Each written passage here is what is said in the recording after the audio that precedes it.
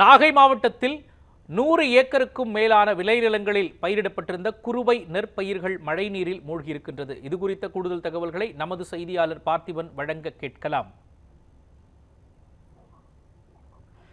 பார்த்திபன், நாகையின் எந்தெந்த பகுதிகளில் இந்த பயிர்கள் சேதமடைந்திருக்கின்றன? விவசாயிகள் முன்வைக்கும் கோரிக்கைகள் என்ன? தற்பொழுது அங்கு மழை எந்த அளவிற்கு பெய்து வருகின்றது? சொல்லுங்க. தென் வங்கக்கடலில் ஏற்பட்டுள்ள குறைந்த காற்றழுத்த தாழ்வு மண்டலம் நாளை பெங்கால் புயலாக மாற உள்ளதாக இந்திய வானிலை மையம் தெரிவித்திருக்கிறது. காற்றழுத்த தாழ்வு மண்டலம் காரணமாக நாகப்பட்டினம், திருவாரூர், மயிலாடுதுறை மாவட்டங்களுக்கு ரெட் அலர்ட் விடுக்கப்பட்டிருக்கிறது. இந்த நிலையில் இன்று காலை 9 மணியிலிருந்து கனமழையானது பெய்ய தொடங்கியது. தொடர்ந்து 6 மணி நேரத்திற்கு மேலாக இந்த மழை நீடித்து வருகிறது. இந்த மழைநீர் இந்த கனமழையானது நாகப்பட்டினம் மற்றும் கோடியக்கரை பகுதியில் 7 சென்டிமீட்டர் அளவிற்கு பதிவாகி இருக்கிறது.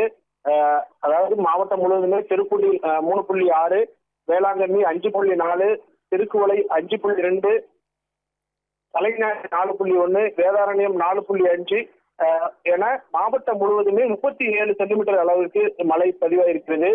இதன் காரணமாக நாகப்பட்டினம் மாவட்டம் திருக்குவளை அடுத்த வாழக்கரை, ஏர்வைக்காடு, மீனம்பநல்லூர், மடப்புரம் உள்ளிட்ட பகுதிகளில் ஏற்கனவே சாகுபடி செய்யப்பட்டிருந்த, அதாவது காலம் தாண்டி சாகுபடி செய்யப்பட்ட குறுவை பயிர்கள் தற்பொழுது முளைத்து வந்திருக்கிறது. அது வயலில் அந்த வயல் பகுதி முழுவதும் மழைநீர் சூழ்ந்துள்ளதால் நெற்பயிர்கள் சாய்ந்து சேதமடைந்து இருக்கிறது. இந்த மழை நீடித்தால் அந்த நெற்பயிர்கள் முளைக்க தொடங்கிவிடும் என விவசாயிகள் தெரிவிக்கின்றனர். அதே போல கச்சனம், கச்சாநகரம், பாங்கல், பனங்காடி, ஐயூர், கொத்தாங்குடி, தொழுதூர், எட்டுக்குடி, சொன்னக்குடி, பள்ளம் ஆகிய பகுதிகளில் பார்த்தீங்கன்னா 300 ஏக்கருக்கு மேல சாகுபடி செய்யப்பட்டிருந்த நடப்பு சம்பா பயிர்களும் நீரில் மூழ்க தொடங்கியிருக்கிறது.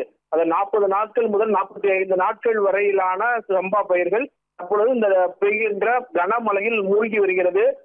இந்த மழையானது தொடர்ந்து நீடித்தால், அதாவது புயல் சின்னத்திற்கு அறிவிக்கப்பட்டிருப்பதனால் இந்த மழை தொடரும் என தெரிய வருகிறது. இதன் காரணமாக இந்த நெற்பயிர்கள் முற்றிலும் நீரில் மூழ்கி அழுகும் சூழ்நிலை ஏற்பட்டிருப்பதாக விவசாயிகள் கலக்கம் தெரிவித்திருக்கின்றனர்.